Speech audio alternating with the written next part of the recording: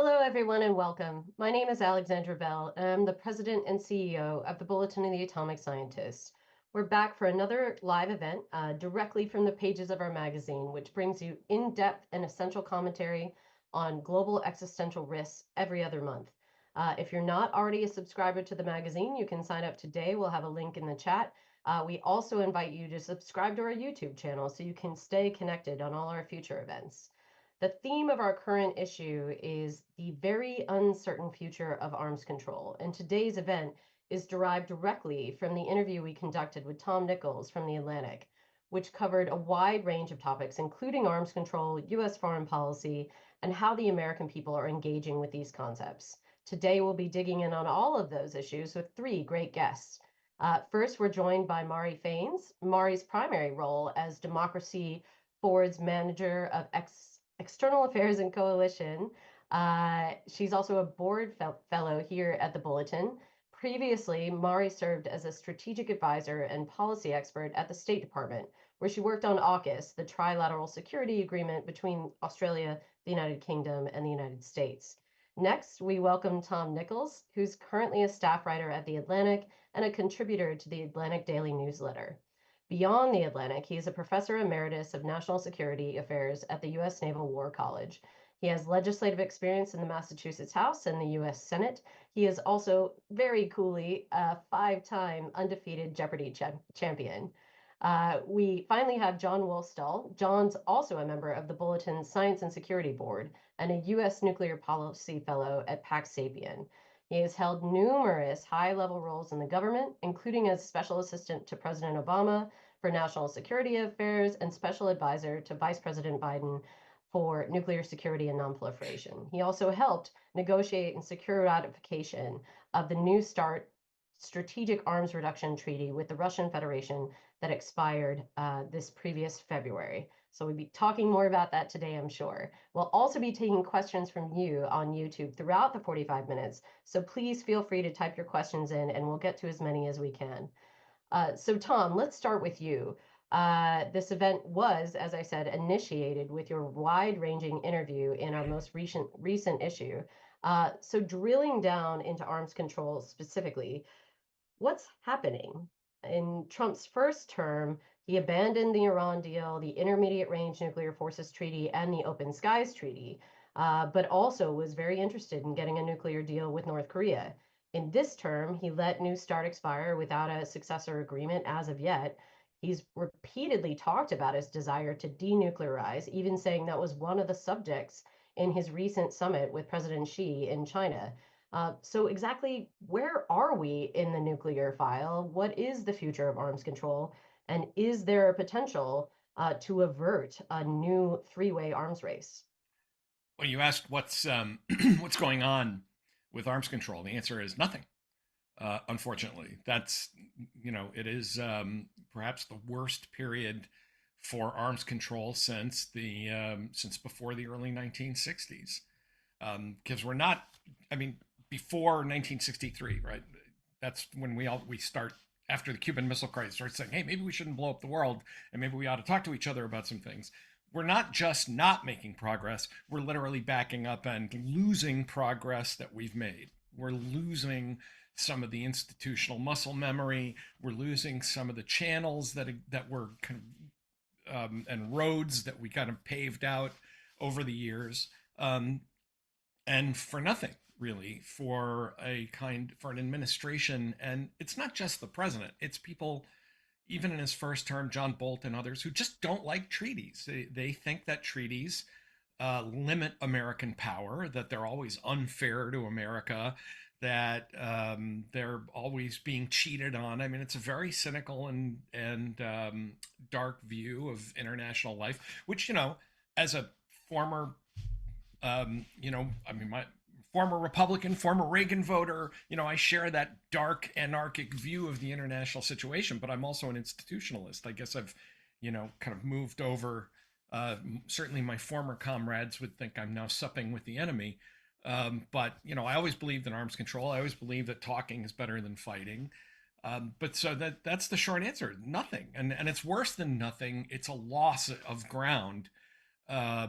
now, can we? The last thing you asked, Alexandra, was can we avert an arms race? Um, yes, he said tentatively with worry in his voice. I mean, the Chinese are just not interested because they're bringing up the rear on all of this. So, the Chinese look at Russia and the United States and say, no, we're not the problem. Um, I'm upset that it looks like China is moving away from what they never declared, but that they clearly were structured for as a minimum deterrence posture, as a minimum deterrence approach. And now they're basically saying, I don't know what I feel. This is so. I know I'm the oldest guy here, so I feel like I'm. It's nostalgic to use terms like we're moving back toward parity or essential equivalence, or I don't know, John. What were some of those other? You remember all Well, those crazy, we used rough parody in the Obama administration. rough parody, That's yeah, okay. all those great terms from the '70s and the '80s that I never thought I'd have to worry about again. Um, so you know, we've already the situation with North Korea completely out of our hands, are completely out of control. Now we're just living with deterring and containing a nuclear North Korea.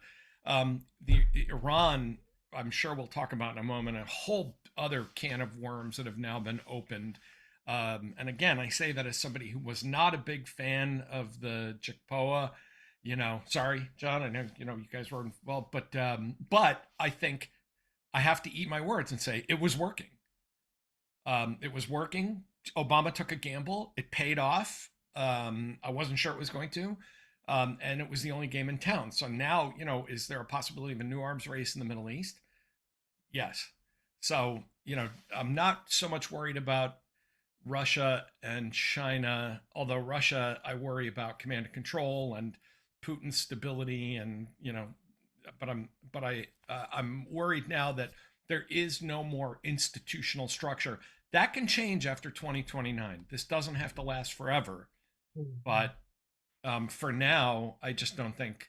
I think for the next 2 years, arms control is just a dead letter. Yeah, Tom, I think a lot of us share your view that basically everything nuclear challenge is heading in the wrong direction. Uh, but it would seem, John, you've heard these contradictions from the president where he talks about nuclear weapons presenting the greatest existential threat to US security, where he talks about the need for global denuclearization, but his actions don't really match that rhetoric. So can you talk a little bit about why we might be seeing those mixed messages?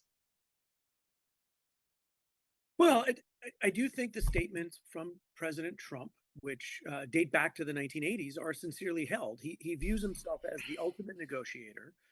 We both grew up in New York, and at the time, nuclear weapons were the ultimate currency of global power. And his view was always, "Oh, I can do this better than anybody." He actually volunteered to work and be Ronald Reagan's arms control negotiator, which Richard Burt politely rejected. Richard was pretty good at his job anyway. So I think he actually believes this, both because egotistically he thinks he's the only guy that matters, and two, because it's a way to prove that he's capable of doing it. But he's incapable. He's an incompetent. He's really good at destroying things, and he's demonstrated that. And he can't build anything. Even the Trump hotels and towers around the world are built by other people, and then they lease his name and put a giant gold T or Trump on the front. And so you can see around Washington now, he was great at tearing down the East Wing. He's being overcharged to repaint the reflecting pool a weird color of blue. And we've been promised everything from a North Korean deal, healthcare deal that's better, infrastructure week we're still waiting for from 2018. So I think he believes it, but he doesn't know how to get anything done. And so I think Tom is right that we're unlikely to see any progress on arms control on the international front. The one caveat, Tom, and my guess is you believe this, and Mara, you're working this front, I think, pretty aggressively. If one or both of the houses of Congress were to flip, this might be an element where the Democrats decide to draw a distinction between the irrational, untrustworthy Trump and a more reasonable institutionalist foreign policy. But Congress can't negotiate deals. The president has to do it. And it's just a question of whether you can stop the bleeding until 29 if you have that opportunity. Hmm. Thanks for that, John. So Mari, you heard Tom bring up Iran, and we're talking about arms control and what the United States needs to do. But can you talk a little bit about how the lack of progress on arms control might actually affect the nonproliferation side of the ledger, the attempts that we're making to stem other countries from getting nuclear weapons? Are we actually driving them to consider their own arsenals? Well, I think we've eroded trust with allies, right? Like we've talked so much about the institutions that are failing. And what we had was like norms and structures where people believed and trusted in America as they were going to keep people safe.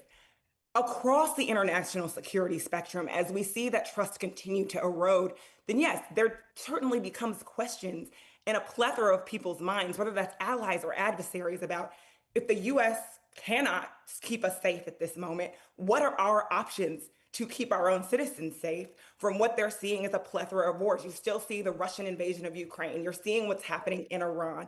There's a plethora of places where conflicts are now starting to arise or continue to deepen or develop. So it would be almost naive for world leaders across the board to not start to ask themselves, how do I create my own levels of safety and security within my own borders, or even with my allies closest or farther from me? Because whatever the system is that we've created, right now there's a ton of holes being poked into it. And so you have to start begging the question, what does the future look like?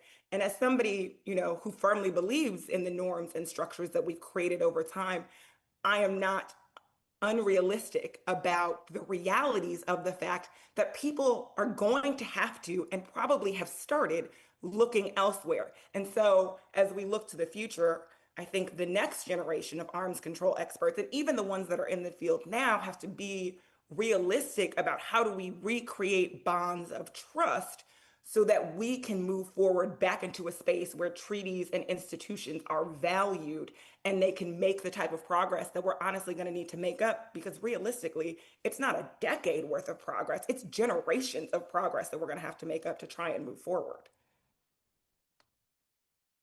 Can I add a footnote to this? The only place I disagree with Mary is when she says people are seeing these conflicts and they're wondering how to stay safe. My big concern is they're not wondering at all. And the detachment of people from all of these things. I mean, again, I am of a certain age.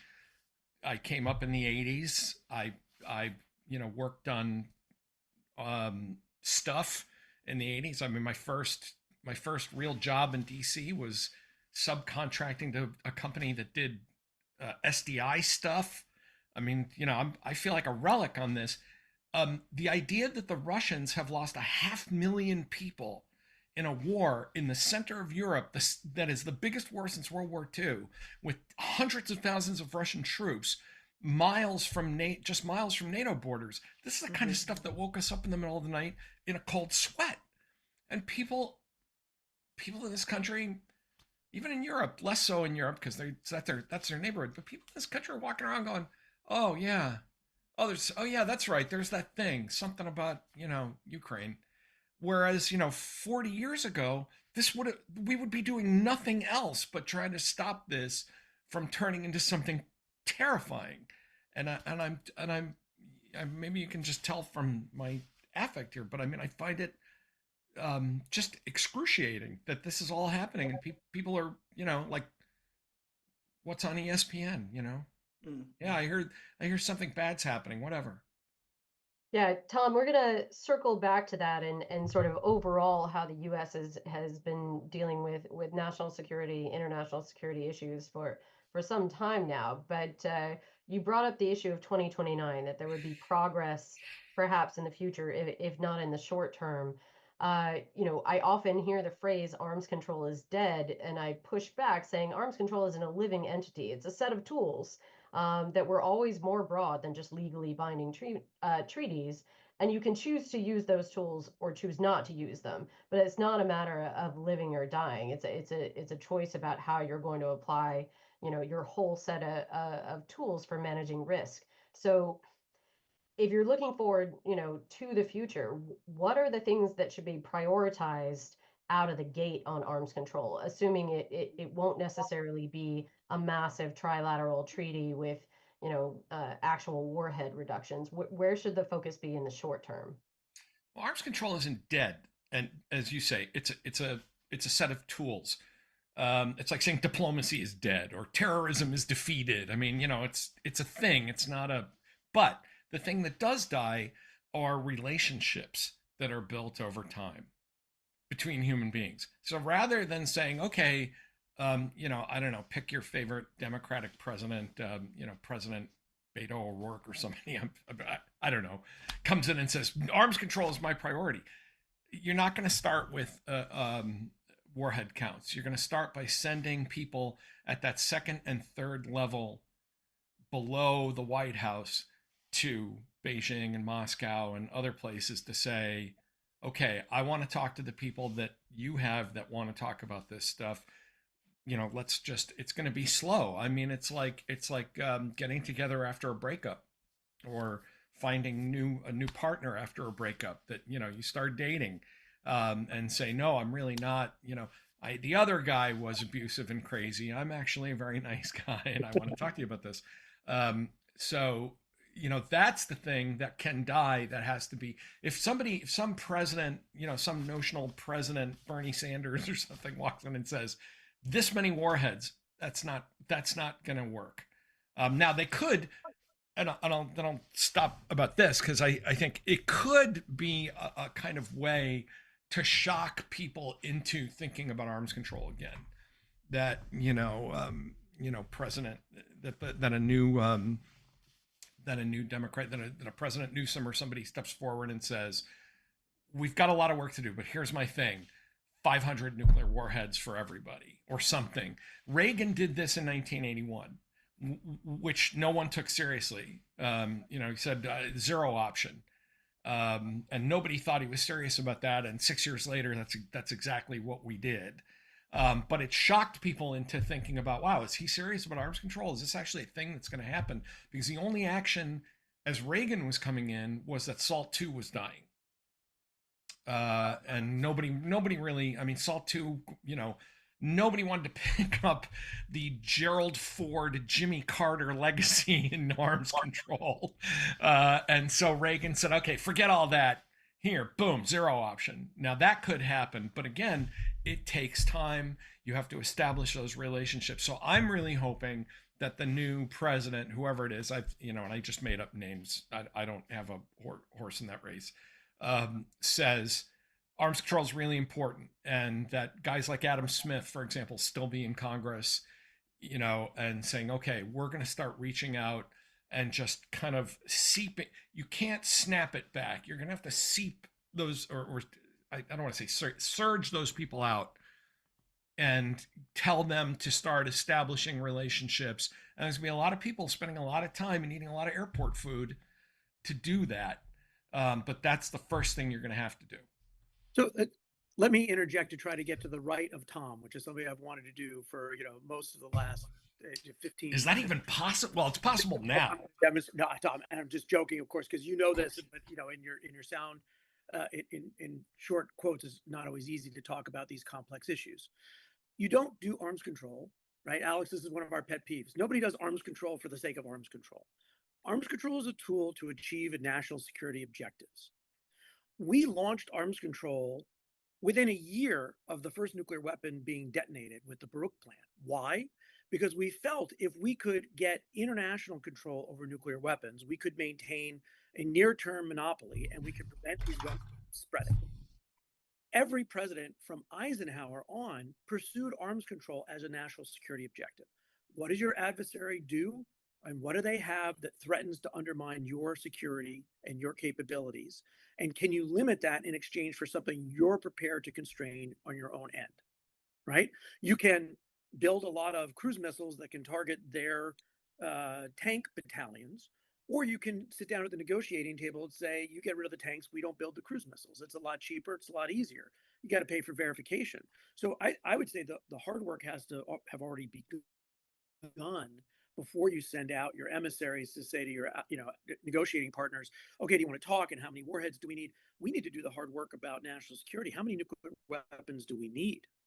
What do we think about drones? What do we think about cruise missiles? What do we think about integration of AI into military capabilities? That's the arms control and national security landscape. Then you figure out, okay, you know what? Arms control can help here. Arms control can't help over here. There, we've got to have something else, whether that's intelligence, whether that's countermeasures, whether that's expertise. But it's a very complicated, multi-layered process that you can't just, I think this gets to your point, Tom, which you can't just flip a switch and restart it. You got to do the hard work to be ready for it.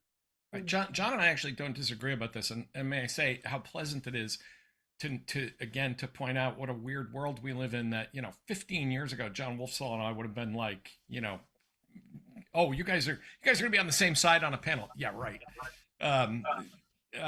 But we are, and for good reason, because I think I'll just digress for a moment and say that my friends on the right, I always said that it would be an honest test of our principles if we were willing to let go of nuclear weapons once the Cold War was over. And it turns out some of them were, many of them were not. But the only kind of spin I'd put on what John said is, I'm not saying we should surge people out and say, okay, here, we have some proposals. We need, literally, things have gotten so bad. And I've heard this from people who deal with guys in Moscow, where the guys in Moscow are saying to us, who are we supposed to talk to? Who's in charge? Who handles these issues for you guys? And the answer, for over 10 years was, and during Biden, it was like, well, it's the guys but that couldn't get off the ground for so many reasons, including a pandemic. But it literally now is, all I'm talking about is I think we do these things together, John. We do the thing you're talking about of the hard work of national security, but also you start sending people out and saying, by the way, I'm, I can speak for the president on some important things, and here's my number, right, and we'll be back. We'll talk. Yeah, so Mara, you heard, Tom's suggestion about rebuilding relationships, John's suggestion about doing our homework. Are those the key things, or do we need to do something else? No, I actually was going to lock in right there about, we need to figure out how to build our bench, to use a sports analogy. Who is the person? I think we have gotten rid of all of these institutions like that. We've looked at what's happened in the last year, whether it's State Department, USAID, and NSA. You run the list, and we have taken all these experts, and they are no longer in places where they are able to have agency and help to get the deals done that we need to get done.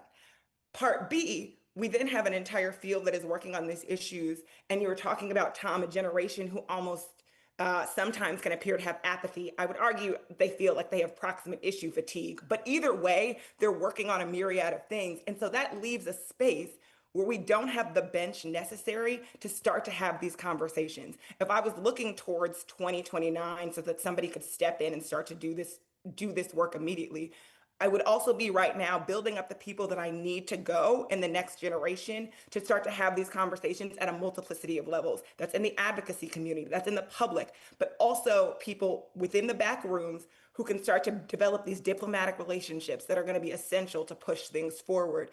And so I think people are in a space right now where they're questioning, well, how do we do that now that everything is eroded? I think that institutions like this, these conversations, elevating experts, et cetera, bringing in a newer generation to learn from the people that have already been doing this work, that's kind of the bridge step to me to get us to where we need to be, so that when somebody walks in the door and this moment is over, they can actually walk in the door and be effective. And that's not a partisan issue. That's smart international security. That's like smart national planning. That's strategic. And one other place where those links have fallen apart that I think hasn't gotten enough attention, and that's with academia. Mm-hmm. That has been, to me, that breaks my heart on a very personal level, because I came from the generation where it was not unusual for you to be a young professor who also, this was my early career track. I by the time I was in my late 30s, I had worked at CSIS. I had consulted for the government. I had done,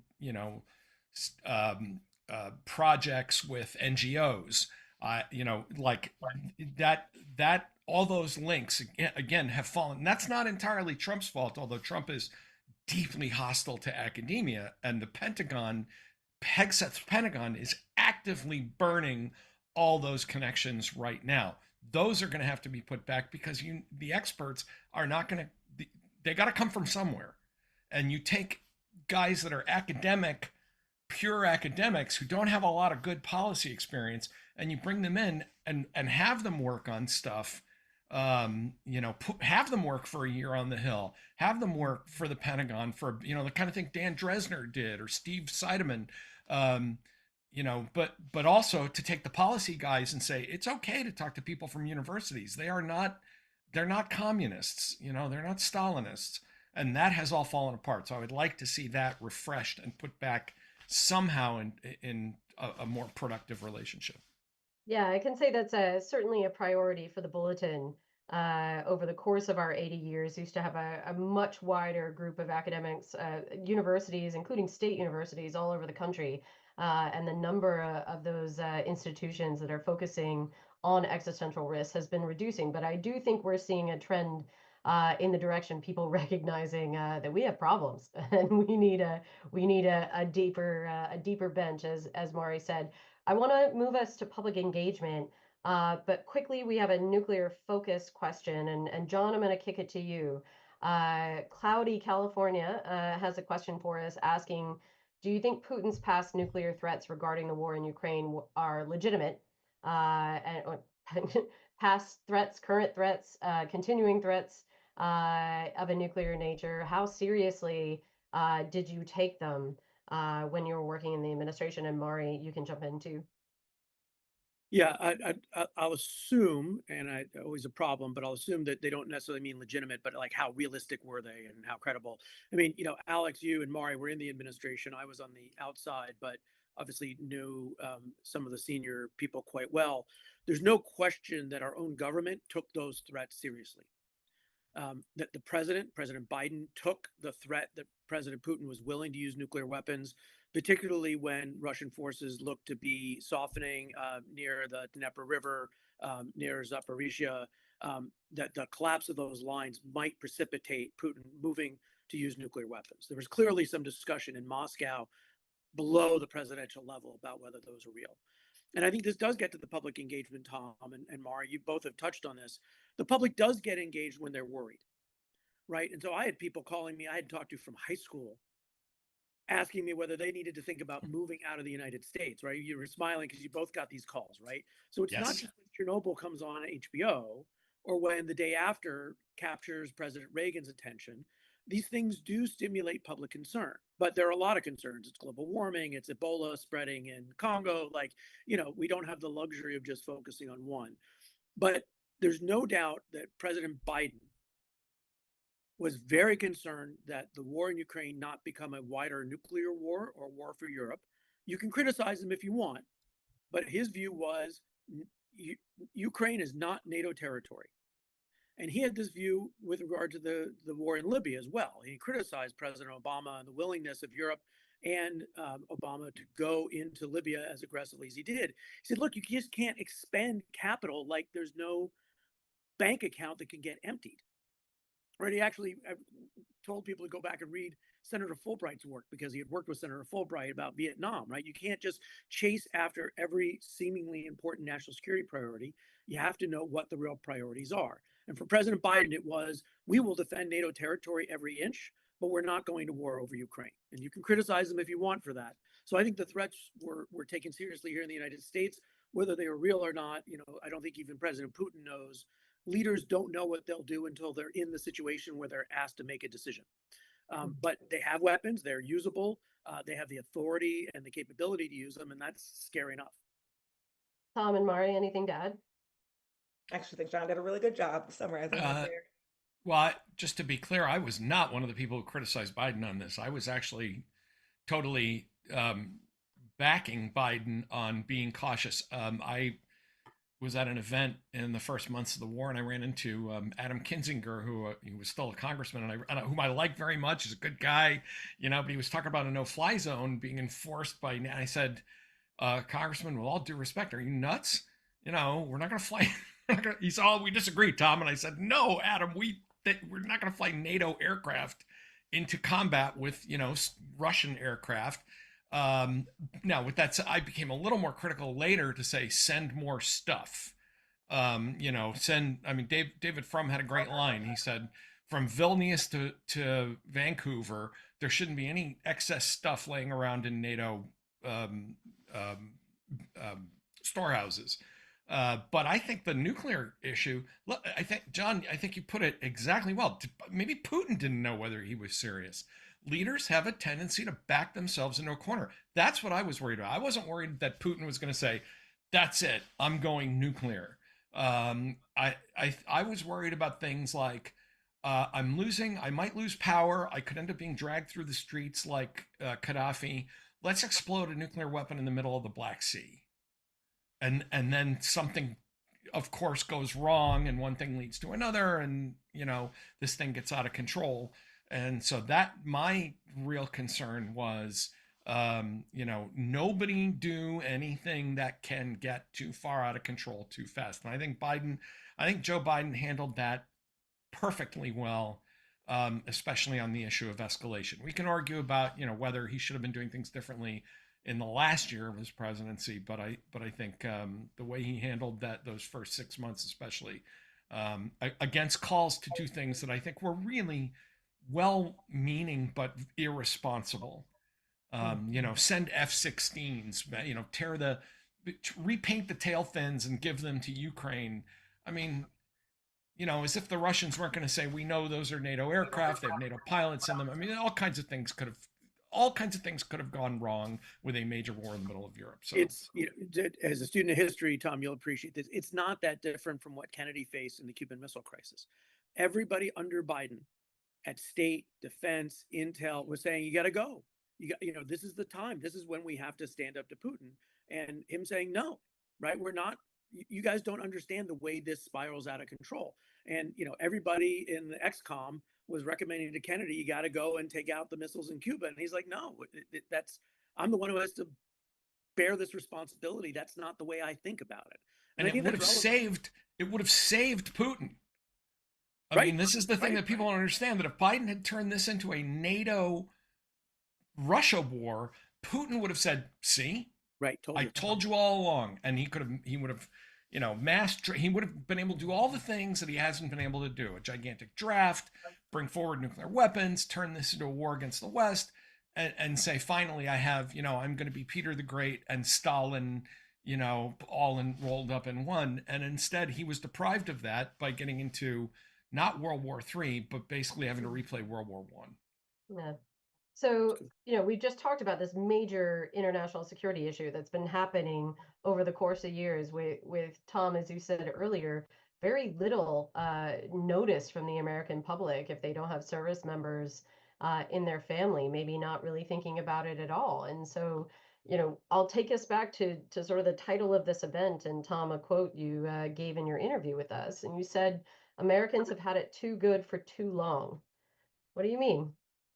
Well, isn't that just the cranky old man statement of, you know, and the rest of that quote was, and you damn kids get off my lawn. But we have had, you know, I wrote a book a few years ago called Our Own Worst Enemy, and I said, this is the price we're paying for 35 years of peace and prosperity. And of course, people say, peace? We haven't been at peace. You know, we've been in Afghanistan.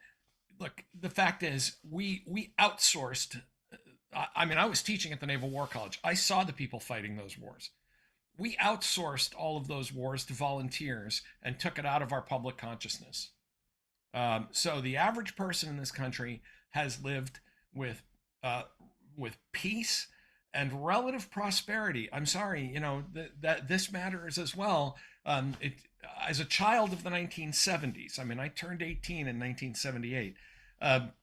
The idea that gas, you know, is a little more expensive kind of cracks me up, right? I mean, I waited in line on alternate days to buy gas. That inflation is now 3.4%, which people think is scandalous when, I was living with, 10 years worth of 5, 6, 10% inflation. There's a thing that sociologists call hedonic adaptation, where you get used to kind of the minimum. Maybe the best way to put it is, if you've always slept in a queen size bed, you think that any smaller bed is like a grievous pain. Like you sleep in a twin bed and it's horrible. Oh my God, I had to sleep in a twin bed and it was like the hardest thing I've ever done. And that translates over into foreign policy. That no one's getting drafted. We don't have this is one thing I think where I know John and I and other people on the left will agree with me. One of George Bush's most terrible mistakes was trying to fight 2 wars without any impact on the American public. There was no war tax. There was no surcharge. There was no, nothing in the news. It was basically go to the mall. Everything's fine. After 9/11. Well, that is not how you fight wars. And so that has become the default position of the American public. I want cheap gas, low interest rates, and I don't want any guff from any dictators or any terrorists anywhere. And so go make that happen. Go do that. I'm also a child of pop culture, so I'll just leave you with this vignette from a movie that I brought up in the book that I think sums it up, about what I worry about with this. There's a great Cold War era 1970s movie called 3 Days of the Condor. And at the end of it, a CIA guy, who's actually not the bad guy, but he's a very institution guy, says to the hero, Redford's the good guy, and he's like, the American people, if they knew, they would. And he said, listen, that's how you think now. He said, when their houses are getting cold and their cars won't start and people that have never known hunger start going hungry, he said, you know what? They're not going to want us to ask them. They're just going to want us to get it for them. And I'm worried that kind of mildly authoritarian technocratic approach is where we're going with this whole situation about arms control and foreign policy, of having, the American public just says, listen, I want the Wi-Fi to be on and I want gas to be cheap and I don't care how you do it. And first of all, you can't run a democracy that way, but you can't further the foreign policy of a democracy in a dangerous world with a public that basically says, as long as the cable doesn't go out and I don't lose my phone signal, I don't care. And that scares the hell out of me. Yeah. So Maury, sleep well. Yeah, we scare the crap out of each other all the time. Yeah, we've certainly moved past the ask not what your country can do for you sort of rhetoric, and I do remember post 9/11 the sort of missive to shop and travel, and we'll just put these 2 wars on a credit card, and you can deal with it later. Mari, you talked about younger generations being sort of overwhelmed, and it's hard to even bring a new challenge into the space. How do you actually re-engage or engage for the first time an entire generation of people who've had a million other problems to deal with? Yeah, I'm going to call myself younger. I'm sure there's a Gen Z in the YouTube audience that's going, she's not young, but I'm going to call myself a young person for the purpose of this conversation. But yeah, I think we're having a bandwidth issue, not an apathy issue. I think a lot of younger people are growing up feeling like, I inherited all these problems. I inherited the climate. I'm not going to be able to buy a house, have a child, socioeconomic issues. They feel all these proximate things that they're seeing every day. And I feel like they would tell you that they are often going to war about these issues with their government, and they're in the streets, they're protesting, they're doing all these things for issues that they care about, particularly social issues that are incredibly proximate. So then when you tack on for them, there is this existential risk created by nuclear weapons, created by militarism. They're not going to be stoked, in my opinion, by fear. Fear is not going to be the thing that moves them. Agency is. And so I think what we're having is a communication issue with younger generations, with populations who are historically marginalized, because we don't do a good job of articulating like the proximate impacts of what is happening in a foreign country to what is going to happen to them here in the US. And people need agency to feel as though they want to work on this issue, they want to care about this issue. And so while, gas prices moving up is not the same as standing in line every other day for gas, that was the thing that I think started to move the needle for a plethora of people to think about, well, what are the other impacts that this is going to have on my daily life if we are not fixing some of these issues of arms control, of risk reduction, of existential risk? And so we have to start thinking about what are the intersections of the proximate risks for people that are happening regularly. And then I think you can reel them in. We're not at a place where people are unwilling to do the work. I think, fortunately or unfortunately, what the current administration has done is has awoken a sleeping bear of people who, you're absolutely right, were living very comfortably and didn't have to be in the streets about things that they thought were incredibly basic. When you start snatching people up, maybe that wakes some people up and they say, I want to figure out how to do more. And so what I think we have to figure out is how do we create agency around this issue? And I want to be abundantly clear. I am not talking about agency in that everybody suddenly becomes an armchair nuclear expert. I don't need folks on Twitter suddenly spouting about all of the foreign policy knowledge that they have amassed from Claude and ChatGPT. What I'm talking about is a public interest that is deeply enriched and cares about uplifting experts, whether that's academic or policy or advocacy, to do the work that they need to do. The public is applying the necessary pressures to get that done. And I think we are in a space where that is possible. So John, that's a perfect segue to you. You've been in the government. Does the public have agency in moving, administrations, Congress into actually acting on these issues? I mean, yes, they do, but they don't feel that they do. So, it's remarkable how you can get a congressman or senator to take action with a few people showing up at a town hall meeting. You don't need thousands of people to flood a town. Now, if the congressmen hold town hall meetings is another issue. But I mean, literally calling your congressman, writing letters, as archaic as it sounds, or sending emails, does actually drive interest. I've been in meetings with congressmen, and they're like, oh, by the way, we're meeting on this. But I had 5 people show up at my local district about this it was something that actually Mari and I had helped to organize. So I do but people feel powerless, and they're meant to feel powerless. And I'm gonna out cranky Tom, and then I'm gonna get to the left of him.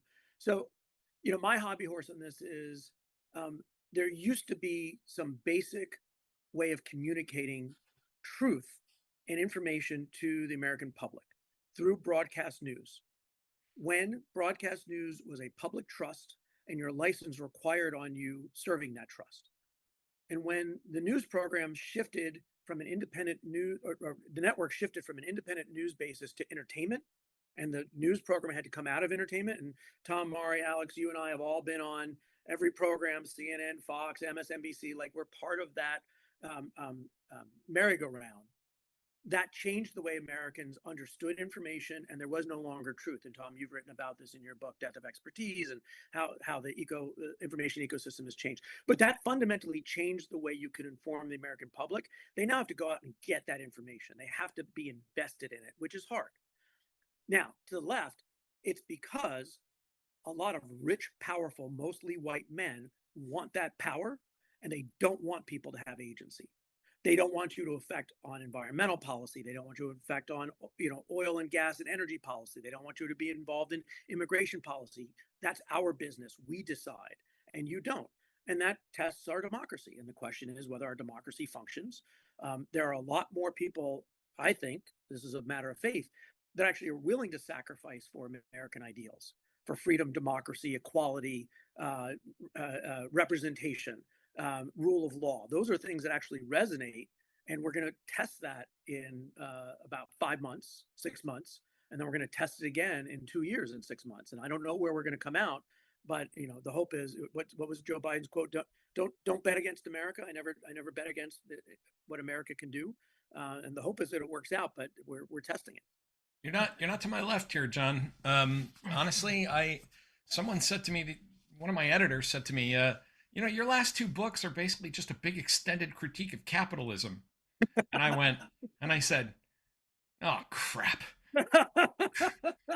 Yeah. Okay, that's right. Because we've commodified everything, and everything we've put, I mean, it's hope. I mean, it's not hopeless, but it feels hopeless.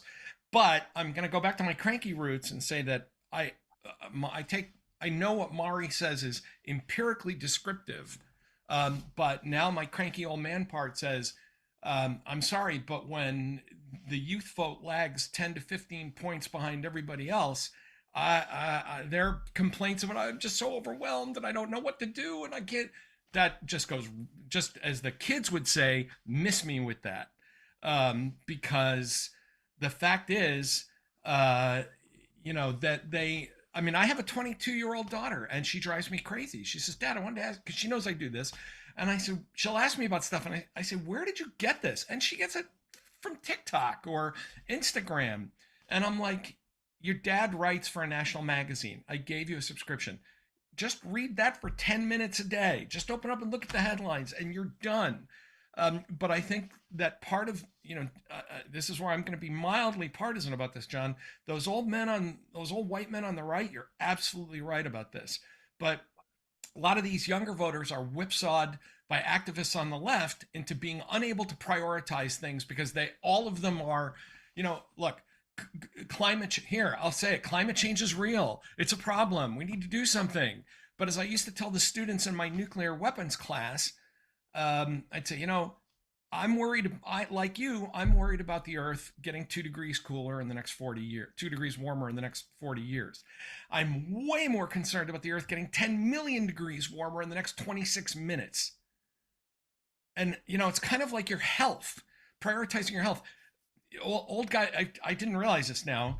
If you're a certain age, you have to be scanned for an aneurysm. I didn't know this. John, your day's coming. It's men, but primarily. So, Thanks, you say, oh, I'm so worried about my cholesterol and my blood pressure, and I should probably get my skin checked. And then it says, we have to check it for an aneurysm. It's like, wait a minute. Okay, now I'm refocused on dying right now.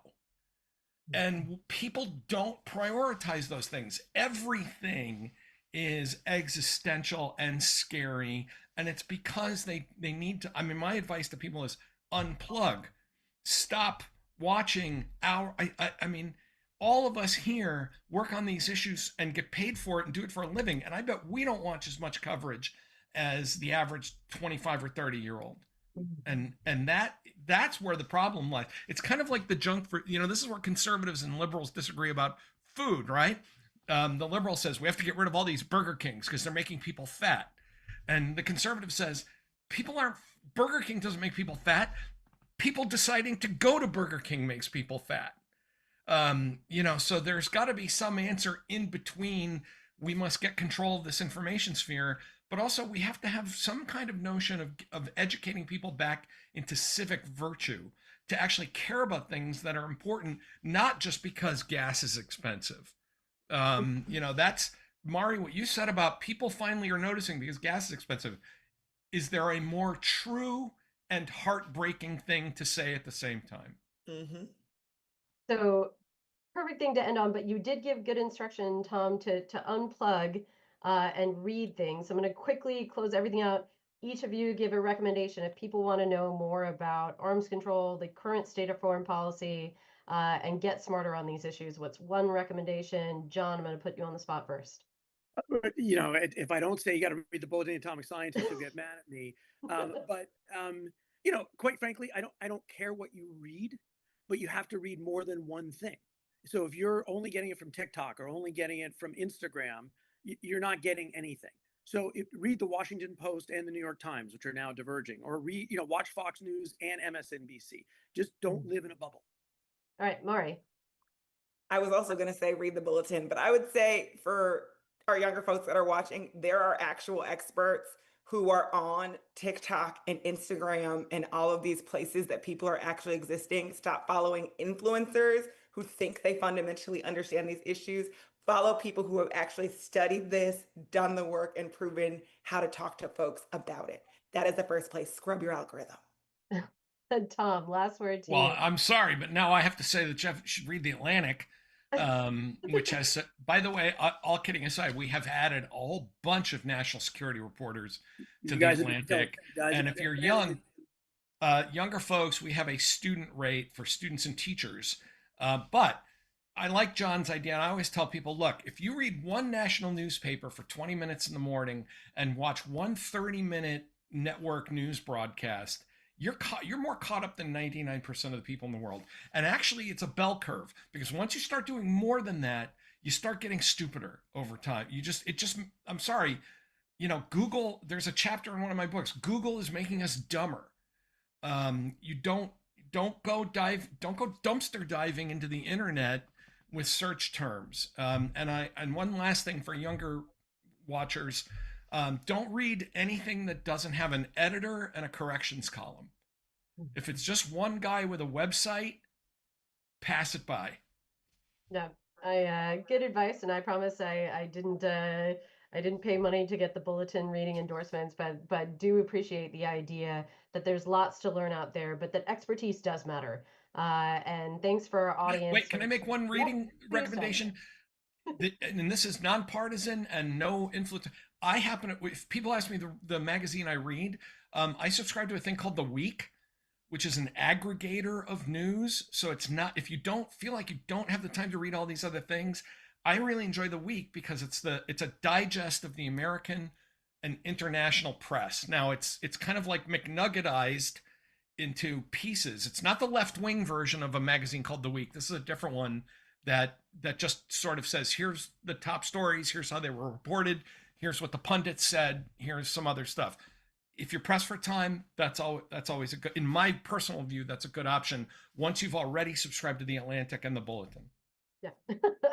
Great, Good. great, So good, Tom. great plug there. And really appreciate our audience sticking with us. I know we ran a little long. I feel like we could have done another couple hours with this group. And so don't be surprised if we ask you back. And certainly check out the latest issue, Tom's interview in the Bulletin. And we'll be back next month with another live event.